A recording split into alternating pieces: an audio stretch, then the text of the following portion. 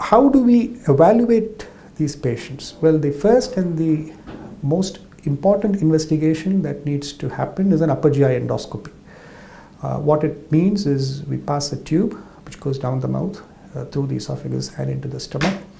This test is a good test to give an idea about the integrity of that valve mechanism.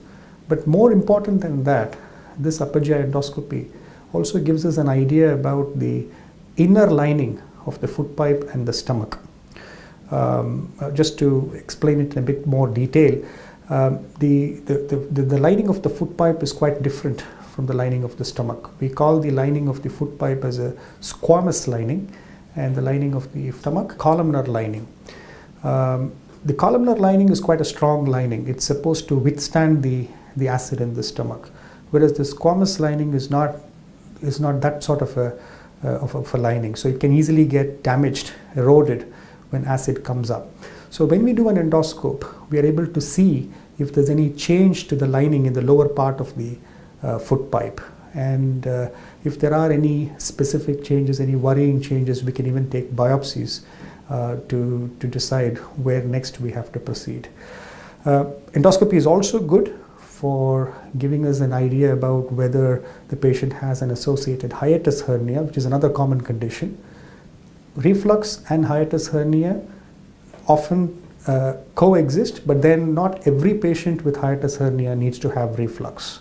But it's something that we would like to know in an upper GI endoscopy.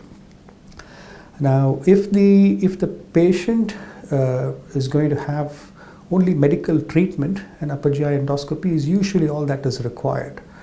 However, if the patient goes on to have other forms of treatment, such as laparoscopic surgery, which we will talk about in a little while, they need to have other investigations as well.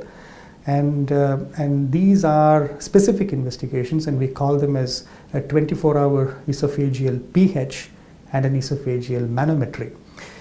Basically what it means is a test which will give us an indication about the level of acid in the foot pipe, level of acid in the stomach, and also it gives us an indication about how well the foot pipe contracts to dispose of the excess acid that refluxes into it. It's a very thorough test. It gives us an objective assessment of how much reflux is happening on a 24-hour period, and that certainly helps us to decide further management.